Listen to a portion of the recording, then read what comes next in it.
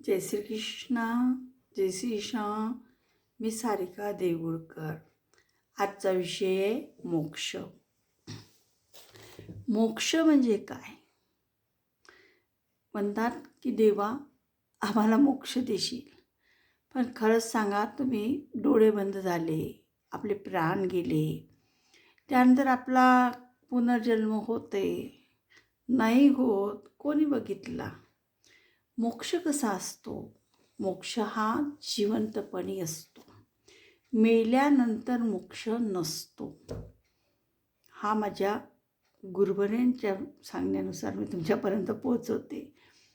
मोक्ष म्हणजे नेमकं काय?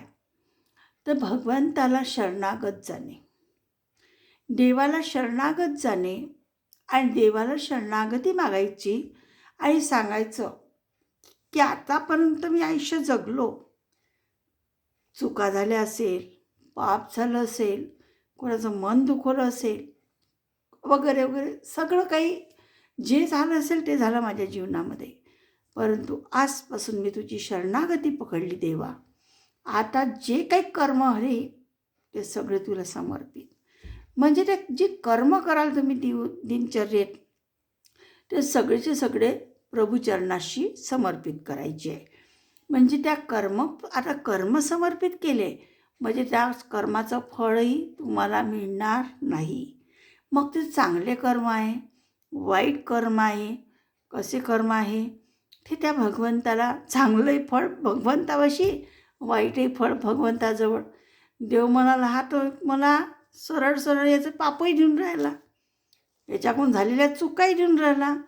म्हणून मग त्यावेळेस भगवंत तुमच्या मनात, तुमच्या बुद्धीमध्ये, मनामध्ये कुठलेही वाईट विचार, कुठलेही वाईट विकार येऊ देणार नाही. आणि सगळे चांगले वाईट जे काही जीवनामधले घडलेले कर्म दिवसभराचे, त्याचपासून त्यांना सांगा, हे जीवनामध्ये मी संसार केला बाबा, माझे मुलं बाळ होते, जबाबदाऱ्या होत्या, परंतु आता जे आयुष्य आहे हे सगळं मी तुला समर्पित करते. हे सगळे कर्म मी तुला समर्पित करते. म्हणजे फळाची अपेक्षा न ठेवता ते कर्म जेव्हा कराल त्यावेळेस त्याचा फळ शुभ होईल. तोच खरा मोक्ष आहे तुमचा. आणि तोच भगवंताला कर्म समर्पित करणे, भगवंताला शरणागती, हीच आपली सगळ्यांची मोक्ष, आपला सगळ्यांचा जिवंतपणचा मोक्ष आहे. जय श्री कृष्ण, जय श्री श्याम.